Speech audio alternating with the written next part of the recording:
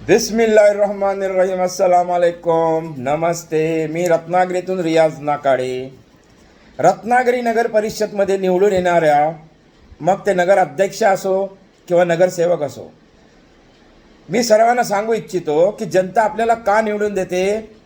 कारण त्या नगर परिषदमध्ये सरकारी जे कर्मचारी आहेत, अधिकारी आहेत, त्यांच्यावर आपला कंट्रोल ठेवणं फार गरजेचं आहे.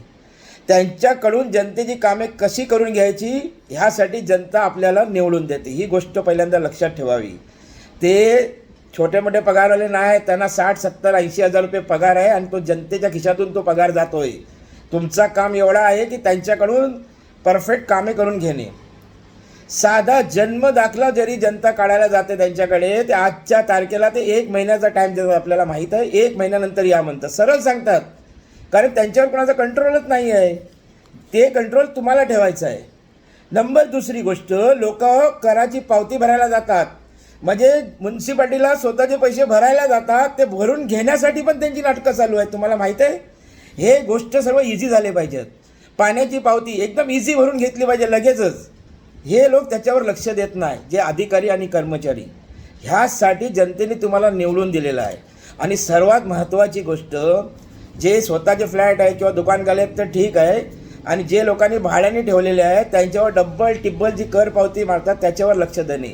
आणि हे गोष्ट आहे ना, महाराष्ट्रामध्ये कुठे सुद्धा नाही आहे की कर पावती जास्त घ्यायची, असं हे करून घ्यायचं, असं कुठे नाही आहे. फक्त रत्नागिरीतच का काय, रत्नागिरीची लोक काय फार पैशावाली आहेत म्हणून त्यांच्याकडनं घेतलं जातं.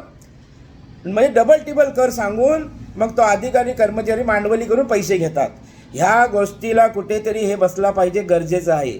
हे गोष्टी मी तुम्हाला का सांगतोय, कारण जनतानी तुम्हाला निवडून दिलेला आहे. जन्म दाखला 4 ते 5 दिवसात मिळायला पाहिजे. इतर ठिकाणी पूर्ण महाराष्ट्रामध्ये 2 दिवसात जन्म दाखला मिळतो आणि आमच्या रत्नागिरीत 1 महिन्यानंतर बोलवतो. आत्ताची परिस्थिती आत्ता जाऊन बघा ही गोष्ट.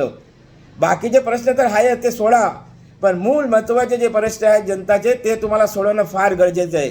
आणि एक लक्षात ठेवा, तुम्ही लोकांना सर्व विश्वास दिलेला आहे, लोकांना जे दिलेलं आहे विश्वासात घेतलेलं आहे आणि आपण निवडून आला आहे, ते आपल्याला कामं करायची आहेत. ओके.